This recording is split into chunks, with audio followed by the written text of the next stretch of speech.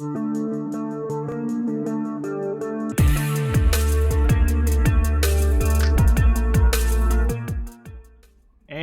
welcome everybody, it's John here, your host of Black and Gold Weekly, a weekly Boston Bruins show here on YouTube covering the team. And we are on episode 31. We've got a lot to talk about, as since last week's episode we have had both the NHL Draft and the beginning of free agency, where the Bruins were very, very busy. So there's plenty to go over this week, a lot to talk about, a lot to get into. It's going to be a lot of fun. It's going to be a great show, and I really appreciate everybody here watching. Before we do start, I do have to thank some people, especially Mark Allred and the entire team at Black and Gold Productions. This show would not be happening without them. It is in partnership with B&G Productions, and all of their support is greatly, greatly appreciated. So thank you to Mark and everyone else there. And I also want to turn your attention down to the description of the video. The 3 links there, as always. Top link is Boston Bruins gear. Second link is NHL gear, any team you want. And the third link is for NCAA college teams. Huge selection of stuff, tons of different products. If you're in the market for any of those things, it would be greatly, greatly appreciated if you could check out those links. They have all the usual hats, shirts, long sleeves, sweatpants, sweatshirts, jerseys, all the usual stuff, and then a whole bunch more, tons of different accessories, almost anything you can think of, it's available there, and you can rep those at your teams that way. So it'd be really, really awesome if you guys could check out those links down in the description as well. But we are ready to go here. We're going to talk about the NHL Draft and what the Bruins were able to pull both Friday and Saturday with their draft picks this year. And then in the second part of the show, we will get into free agency, where Boston made a boatload of moves to try and improve this team, and overall what I think had one of their best free agencies in a long, long time. So really excited for this one. Let's get into it here. We're going to look at the draft, and here are the Boston Bruins draft picks from this year, the 2021 draft. In the first round, they picked 21st overall, where they got Swedish forward Fabian Lysell.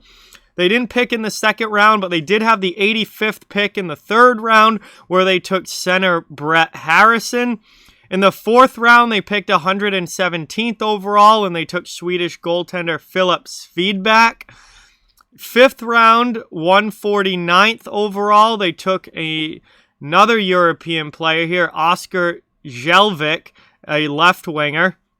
And then in the sixth round, 181st overall, they took defenseman Ryan Mast. And then they had a couple of picks in the seventh round, 213th overall, they took center Andre Gasso. And at 217th overall, they took defenseman Ty Gallagher. So Boston ends up with 7 new players drafted into the organization.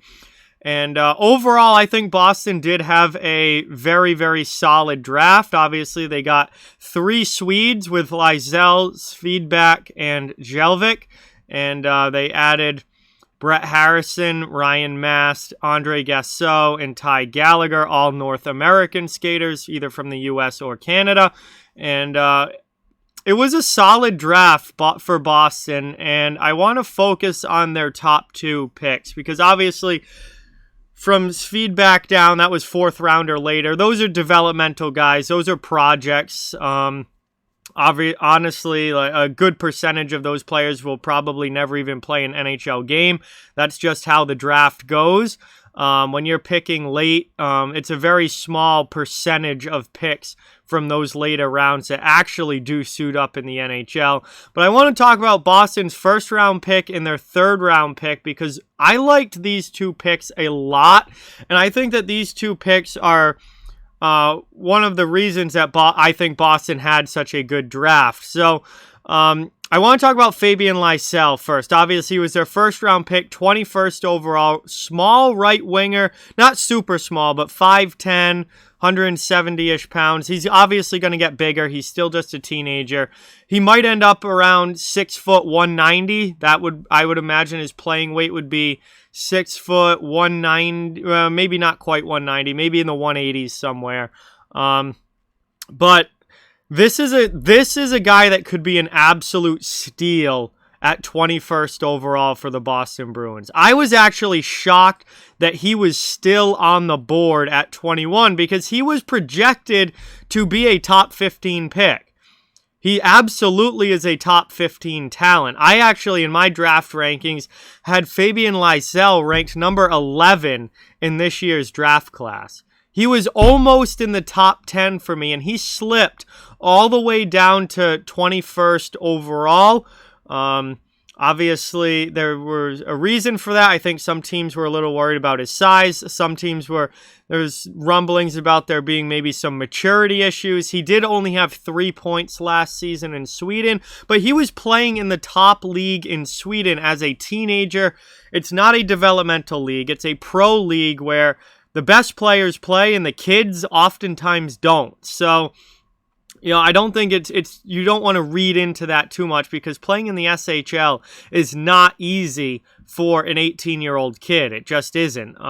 Though they don't get a lot of ice time. It's not a league that's designed to develop. It's the top league. It's the NHL of Sweden. So, they're not there to, develop and grow kids and players. They're there to win championships and they're playing with men. Fabian Lysell was playing with men. So you don't want to read too much into the low point totals. There's a ton of offensive upside with this kid.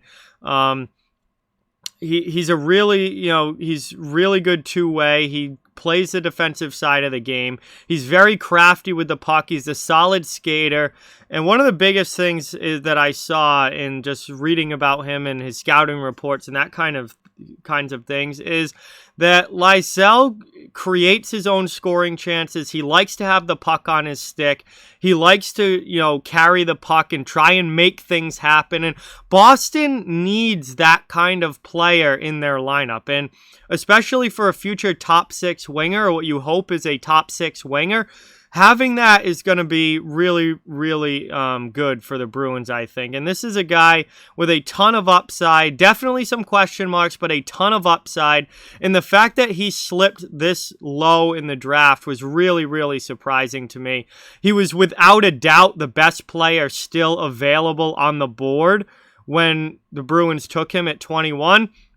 And that's another thing that made me really, really happy. For so many years, Don Sweeney has reached, and he's gone off the board with picks, and he's reached for guys that weren't supposed to go until a round later or, 15 picks later. And he finally took the best player available. And I think that's a win for the Bruins. They finally got the best player available on the board and brought him into their organization. And I think the future is really bright. I can't wait to see what this kid is able to do in the future. Obviously, he's not NHL ready yet. He's going to do at least one more year in Sweden, if not 2. But down the line, I think there's a lot of potential upside here. There's a ton of offensive talent. There's no doubt about that. He plays the defensive side of the game, which obviously is a must in Boston. And any sort of character or immaturity issues, Boston has a strong enough leadership group and a strong enough locker room to where I think they can handle that pretty well, and they can fix that as an organization. So all in all, I absolutely love the Lysell pick, and I think there's a huge amount of upside here for the Bruins, and for them to get a guy that slipped, anywhere from 10, around 10 picks, maybe slipped like 5 to 10 picks from where he was supposed to be going. That's a steal potential for sure for the Bruins with Fabian Lysell. I also want to look at Brett Harrison, their 3rd round pick, 85th overall, because he is a quintessential Boston Bruin. He is a Bruin type player. He's a big kid, 6'2", 185 pounds, and obviously still room to grow. he's only 18, as he gets into his early 20s, starts to put some more weight on, you're probably going to see him be 6'2", 6'3", and maybe, somewhere between 200 and 210 pounds. And, he's a big center who can score goals. He had 21 goals in the OHL as a 16-year-old. You don't see many 16-year-olds scoring that many goals and having the kind of season like he did back in 2019-20. So I like this pick a lot as well. And Boston obviously needs help down the middle. Patrice Bergeron is getting older. David Krejci now may not even be back. So, Charlie Coyle now is going up into his 30s here shortly. So, they're getting, they're getting older down the middle, and they need an influx of young talent at center. And Brett Harrison, again, obviously a third-round pick is not going to come in and play right away, but we're looking, 4 years down the line to 5 years down the line after his development through junior and probably at least a little bit of time in the AHL as well. When he's 22, 23 years old, you're going to be looking for him to be able to come in and play a solid role at the NHL level. And the thing that I like about him is that even if he doesn't become a top six center, maybe never has the offense at the NHL level to be a top six guy, he could still be a very valuable bottom six center because of his size and his ability to use his body to grind along the wall, to go to the net and play a third or even fourth line kind of game. So I think Harrison was a really, really solid pick for a third rounder. A guy with obvious potential. He uses his size well. He's not afraid to go to the net. He's physical.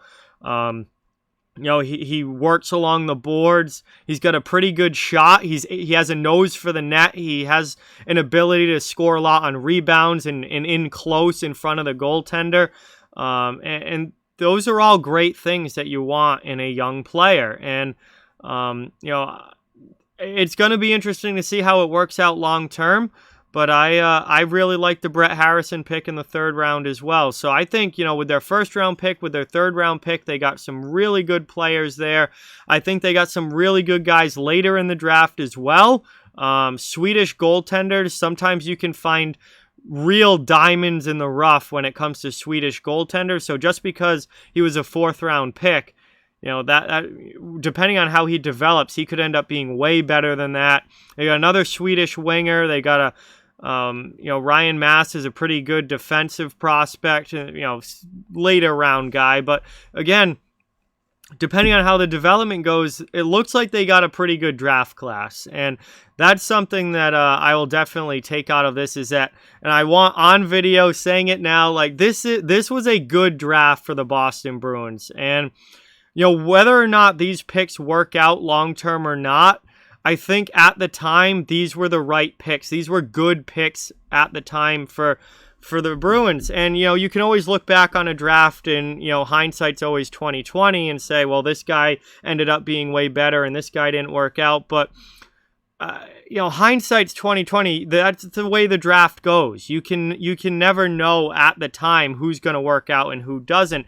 I think the thing, when you really get to go after general managers is when they're making reach picks and leaving, higher ranked guys and better prospects on the board to go out and reach for people. And then when those guys don't work out, it looks like a bad pick. That's when you can actually blame the general manager. But if 5 years from now these picks don't work out, I'm not going to be blaming Don Sweeney because I think at the time this was a very good draft for the Bruins and these were a lot of the right picks for the Bruins. And if they don't work out, that's just the way the draft goes. But it's not like Sweeney was really reaching here, especially, Lysell fell right into his lap, dropping in the draft by as much as he did. I think Harrison's a great pick. Really interested to see what Svedback can turn into in goal. I like it. So, if 5 years down the line it doesn't work out, that's just the way it goes. But at the time, these were the right picks, and I don't think you can go after the GM for making the right picks at the time. Hindsight will always be 20/20. maybe there are guys picked, after the Bruins took some of these guys that should have been, that end up having better careers or whatever, but it's not like Sweeney went off the board here. So overall, I was pretty happy with their draft. I loved their top 2 picks, and the rest of the guys, I think it's going to be really interesting to see how they develop and how they might project in the future for the Bruins as possibly becoming NHL guys, or maybe not. I mean, obviously, when you get into the 5th, 6th, and 7th round, very few of those players make the NHL, but there's always a few that defy the odds and do it. So we'll see if Boston has any of those guys. But overall, I thought it was a really solid draft for them, and excited to see how it turns out. So after the draft ended on Saturday, the next big thing came right up on Wednesday. At 12 noon, free agency opened, and Boston went out and had a fantastic day 1 of free agency. So before free agency actually even opened, they re-signed Mike Riley. So they needed, obviously, the left side of the defense has been something that, has been scrutinized and watched closely for the Bruins, especially with them losing Lauzon in the expansion draft. So they re-signed Mike Riley, who I thought played very well, and they got him on $3 million per year, which I think is a very fair contract for Riley, and somebody who can play the middle pair and can drive some offense and pass the puck and skate. And I really am glad that they brought Mike Riley back, and I think that will definitely help their defense. But then at noontime on Wednesday, free agency opened, and Boston went out and made some huge moves. And I was absolutely thrilled with what the Bruins did in free agency. I thought they absolutely nailed it. They're one of the biggest winners in free agency this year. They identified problems with this team and areas that they needed to upgrade, and then they went out and upgraded in those areas. And this was a heck of a first day of free agency for Boston. I was really happy. So we're going to go through here and look at the players that Boston was able to get in free agency and talk about each of them a little bit as far as the big NHL guys that they brought in. They signed some other minor league guys as well and some guys on 2-way contracts, but I'm going to stick to the NHL guys. They're going to have a significant impact as regulars in the NHL lineup. So the first one I want to talk about is Erik Haula, coming in from the Nashville Predators. He is a 30-year-old forward who can play center or left wing, and they got him on a tremendous contract. 2-year deal at just $2.375 million per year. That is a pretty low cap hit for somebody who's probably going to be your third-line center and probably going to give you 35-ish to 40 points. So I think this was kind of a steal of a contract for Erik Haula. And we saw what he did last year in Nashville. 51 games played, 9 goals, 12 assists for 21 points, and a +4 rating. He's a veteran guy. He's played for a number of different teams now. He's played for Minnesota, Vegas, Florida, Carolina, Nashville. I'm not sure if I'm missing any in there, but he's been around. And again, 21 points in 51 games last season. Looking at an 82 game season coming up, I'm thinking, probably 35-ish points. He might be able to get to 40, depending on, how the Bruins use him and what kind of offensive opportunities he gets in Boston.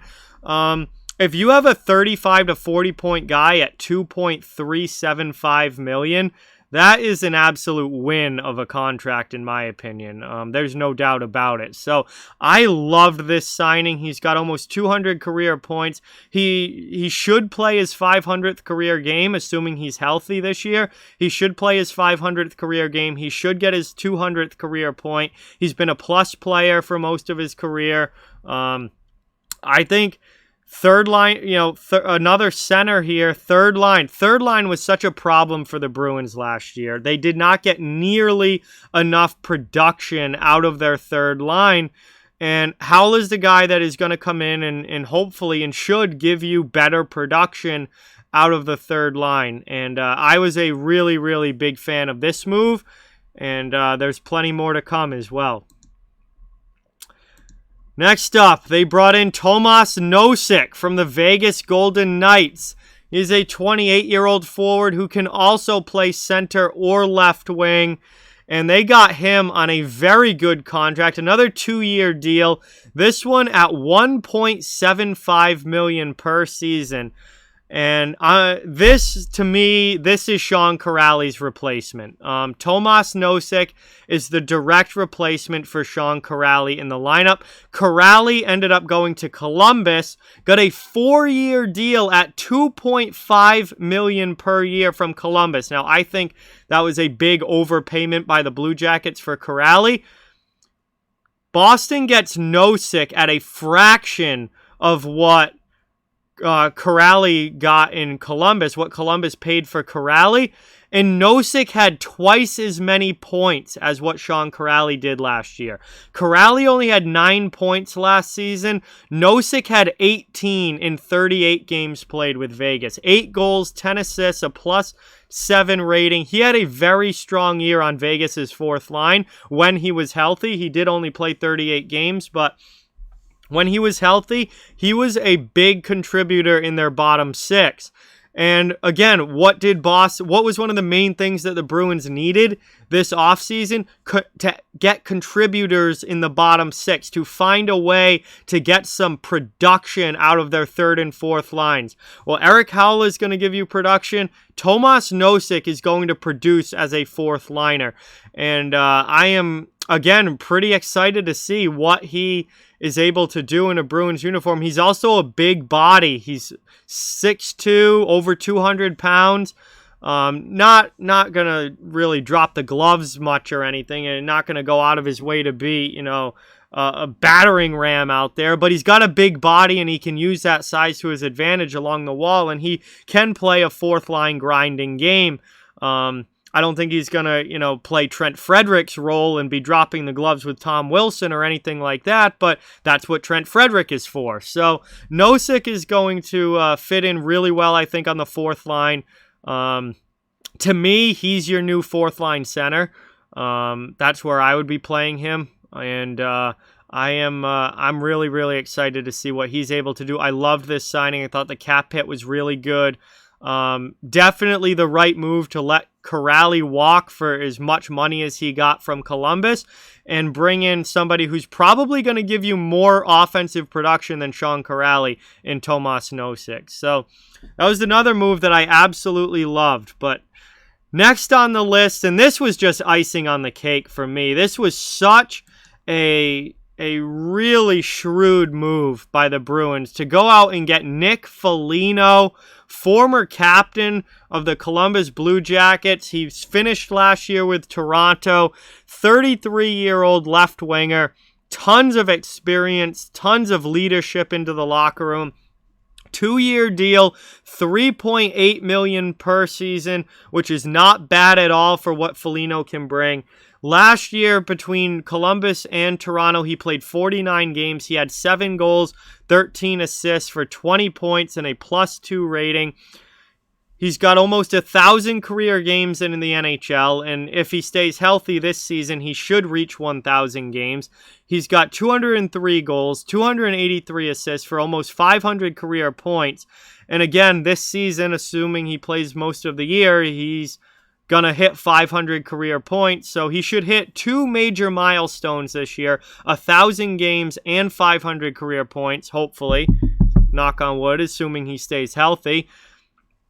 And he brings every intangible you could want in a veteran forward into the Bruins lineup. I mean, he's a former captain, he's extremely well respected around the league, he's got a ton of experience. He's a heart and soul, grinded out player. He's physical. He'll drop the gloves and stick up for his teammates when he needs to. he brings it all from a leadership standpoint, and exactly the kind of guy that if you're going to be making a deep playoff run and going for a cup, you want in your locker room, you want in the lineup. And, Foligno was, going to have a lot of suitors in free agency. I was not really expecting Boston to be able to land him. And for them to get Foligno on top of the other pieces that they got, I'm just extremely impressed with what the Bruins were able to do. And I think that Foligno can play on the third line. He can play on the fourth line. A really good addition to the bottom six. He's a defensive specialist. Very, very good analytically as far as his defense goes and his defensive zone play.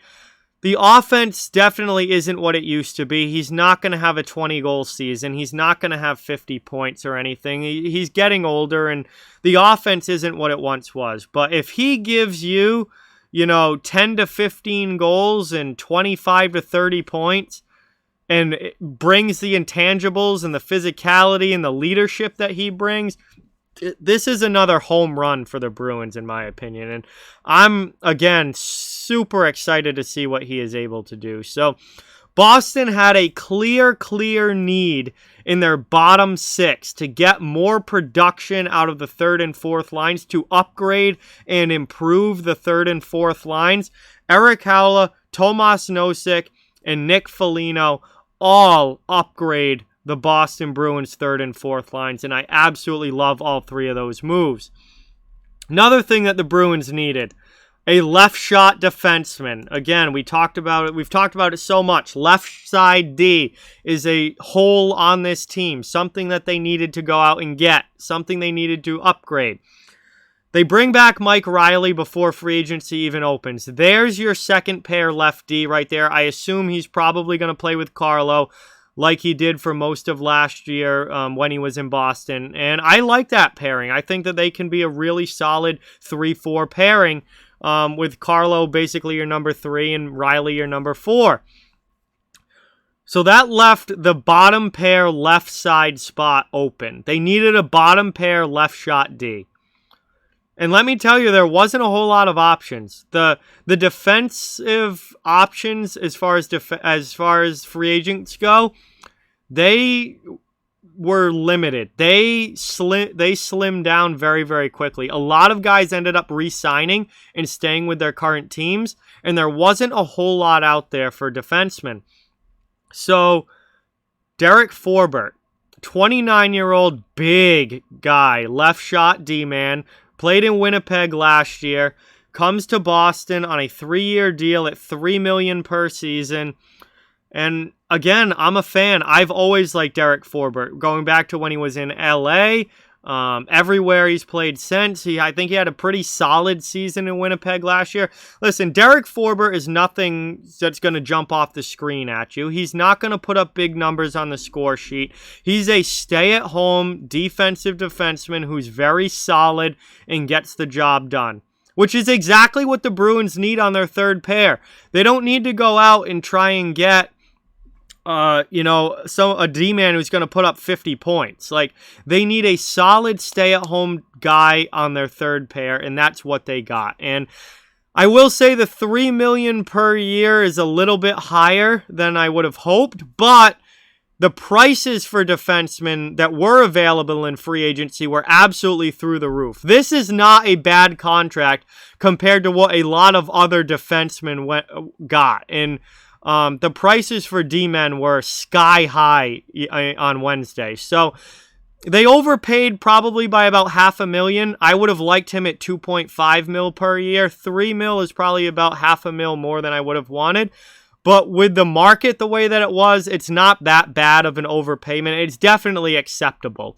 2021 last year, he played all 56 games for the Jets. He scored 2 goals, 10 assists for 12 points. Again, he's not going to wow you with offense. He was a +1, but he's a stay-at-home guy. He's big. He's 6'4", 220 pounds. Not like going to be dropping the gloves every game or anything, but he can use his size to his advantage. He can play physically. He's not afraid to hit. He blocks a ton of shots. He's going to be really good on the penalty kill. And that's something that Boston obviously values a lot, is good penalty killers. And he's going to be good on the penalty kill for the Bruins. Absolutely. He's going to play that role and be a kind of, I think, an anchor of the penalty kill defensively for the Bruins this coming season. And I like the deal. This is, it may have been a little more than I wanted, but I like the deal still. And I think he's going to fit in really, really well. I think Bruins fans are going to like him because, they like that kind of player, that gritty heart and soul player. Forbert's going to be well liked, and I think he's going to fit in well on the bottom pair. There were some other guys, that I had talked about that I thought Boston could go after, but, Jake McCabe ended up getting $4 million per season from Chicago.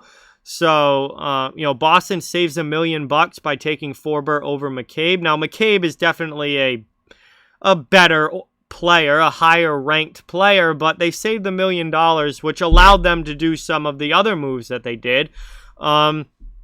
And then Ryan Suter, I was big into the possibility of Ryan Suter because, like I've been saying on these episodes for the last few weeks since he was bought out, Ryan Suter I still think has 2 really good top 4 seasons left in him.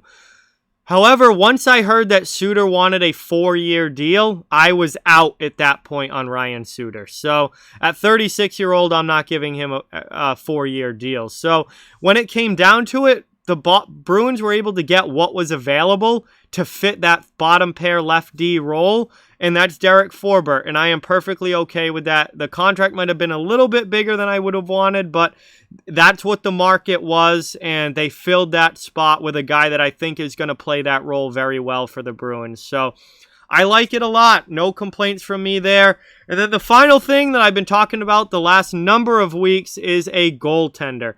We knew that there was no way Boston was going to go into the season with Dan Vladar and Jeremy Swayman as their only goaltenders on the roster. We knew Halak wasn't coming back. He ended up signing with Vancouver. Tuukka Rask is still a giant question mark. Even if he does sign and play next season, it won't be until February, so he's going to miss at least the first half of the year. Boston needed a goaltender, and boy, did they get one. Boy, did they get one. They were able to pull Linus Ullmark out of Buffalo and sign him to a 4-year deal at $5 million per season. He's 27 years old, and he played fantastic for the Buffalo Sabres. And let me tell you, it was an individual performance of him being fantastic because the team in front of him has never been good as long as he's been there. Buffalo has struggled and struggled and struggled, but Ullmark has found a way to put up very good individual numbers even on a very bad team. Now he's on a very good team. I can only imagine what he's going to be able to do with a team like the Bruins in front of him rather than the Sabres. I am really, really excited about this. I was super high on Ullmark before free agency started. I am absolutely stoked that the Bruins were able to get him. And I have really high hopes and really high expectations for what he's going to be able to do in a Bruins uniform. This is your new starting goaltender right here. Last year in Buffalo, he started 20 games. He went 9-6-3. He had a winning record on the worst team in the league last year. He had a 2.63 goals against average, which is pretty respectable on any team. Never mind doing it on the Buffalo Sabres. And this is my favorite, is his save percentages are always super high. He had a .917 save percentage last year with the Sabres in front of him. That is why I am so high on Linus Ullmark. And because now you take him off of the Sabres and put him behind a significantly better team in the Boston Bruins, that goals against average should be down under 2.5. That save percentage should be up near 925. If he keeps playing the same way that he did in Buffalo with this Bruins team in front of him, his numbers should get even better from where they are right now. Like noticeably better from where they are right now. And I think he is going to be a fantastic goaltender. in a Bruins uniform. You look at his career, he started 112 games, 50 wins, 47 losses, 13 OT losses. He has a winning record as a starting goaltender with the Buffalo Sabres. A 2.78 goals against average, a 912 save percentage, and those numbers were dragged down a little bit by his first couple years, because the last couple years he has gotten really, really good. His numbers have gotten really good, and individually he's played extremely well with a bad team in front of him. Now he has a good team in front of him. I cannot wait to see what Ullmark is able to do. I am so excited about this, and he's going to be able to hold down the fort until Jeremy Swayman is able to full-time take over as the Bruins starting goaltender, hopefully down the line. I have no doubt about that. Boston also ended up trading Daniel Vladar to the Calgary Flames in exchange for a third-round pick, and that's because Ullmark coming in kind of made Vladar expendable, because obviously you're not going to trade Swayman. Swayman looks like, the future, so you're not going to get rid of him. So Vladar was kind of the odd one out. They still, I guess, could potentially bring back Rask, could go along with Ullmark later in the year, February on, if they wanted to. Or maybe Swayman ends up being the backup, which is a little different than what I thought the direction they were going to go. And I thought they were going to give Swayman a full AHL year, but maybe they go Ullmark and Swayman as the tandem. And that's just what they do, and they maybe don't even bring Rask back. Maybe they just go Ullmark and Swayman, and those are your goaltenders for this year. I think that could be an effective tandem.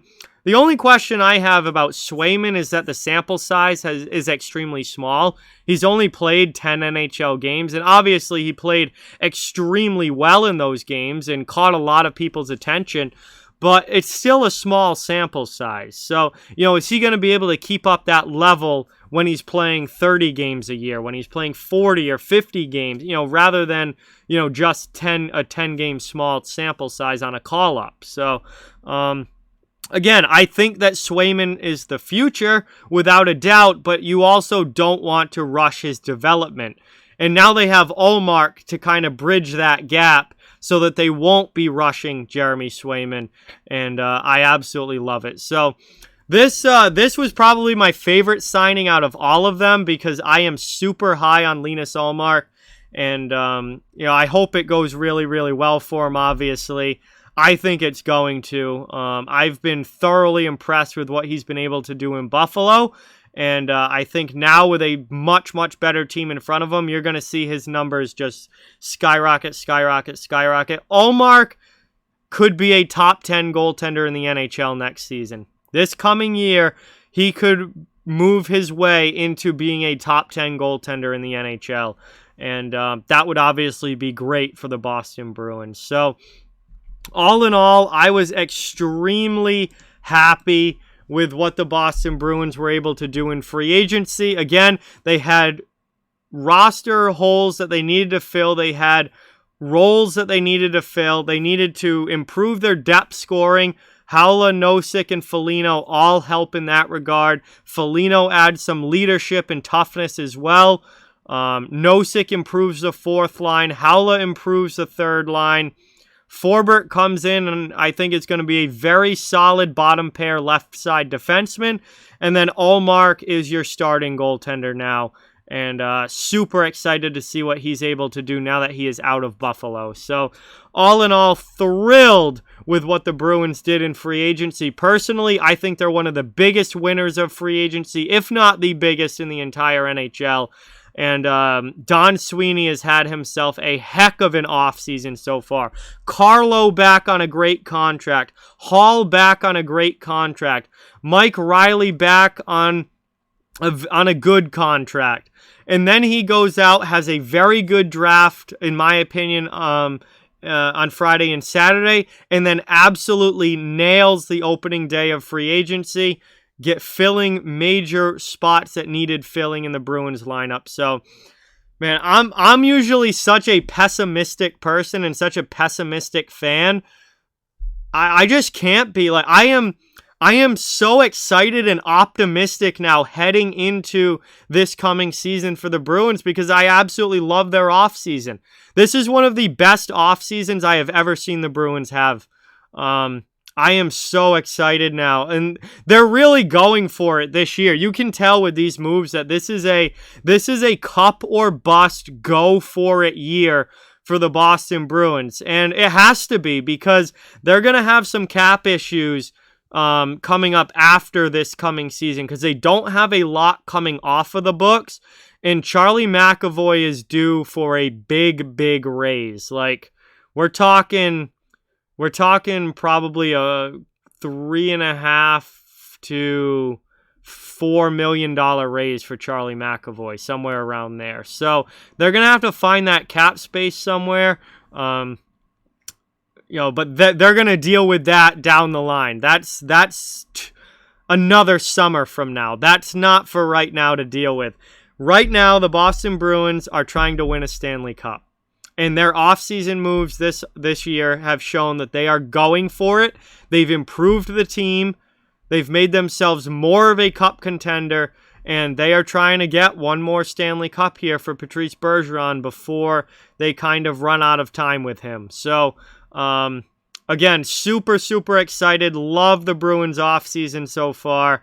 I think the only thing now that could really screw it up would be some sort of really dumb trade, but I don't see that happening. I don't see Sweeney doing that.